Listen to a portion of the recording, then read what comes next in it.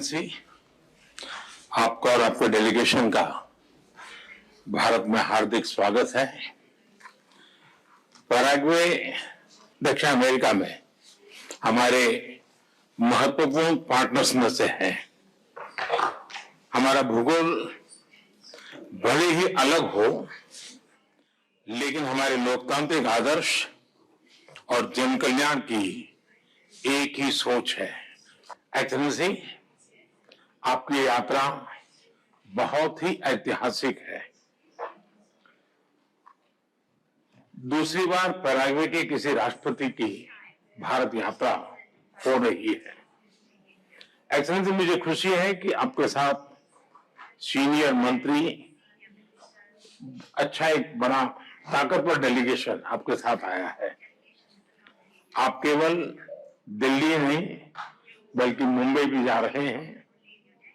इससे आपसी संबंधों को प्रगाढ़ करने की आपकी प्रतिबद्धता बिल्कुल स्पष्ट है। मेरा विश्वास है कि आपसी सहयोग से हम साझी समृद्धि का मार्ग प्रशस्त करेंगे। एक्सेलेंसी, हमारे पास आर्थिक सहयोग सहित डिजिटल टेक्नोलॉजी, क्रिटिकल मिनरल्स, ऊर्जा, कृषि, स्वास्थ्य, डिफेंस, रेलवे तथा स्पेस जैसे क्षेत्रों में सहयोग के नए अवसर हैं।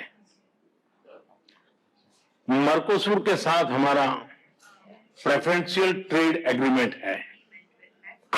हम मिलकर इसके विस्तार पर काम कर सकते हैं। एक्सेलेंसी, आतंकवाद के खिलाफ लड़ाई में भारत और पैराग्वे कंधे से कंधा मिलाकर खड़े हैं। Cyber crime, organised crime, drug trafficking जैसी साझा चुनौतियों से लड़ने के लिए सहयोग की अपार संभावनाएं हैं।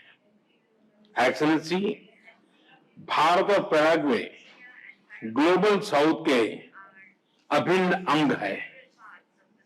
हमारी आशाओं, आकांक्षाओं और चुनौतियों में समानता है।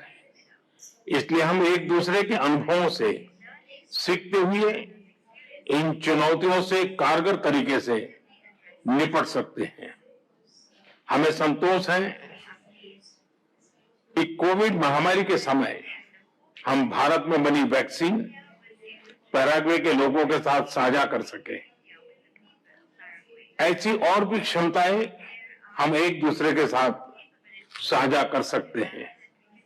एक्सेलेंसी, मुझे विश्वास है कि आपकी यात्रा से आपसी संबंधों के विश्वास, व्यापार और करीबी सहयोग के स्तंभों को नई मजबूती मिलेगी। साथ ही भारत और लैटिन अमेरिका संबंधों में भी नए आयाम जुड़ेंगे।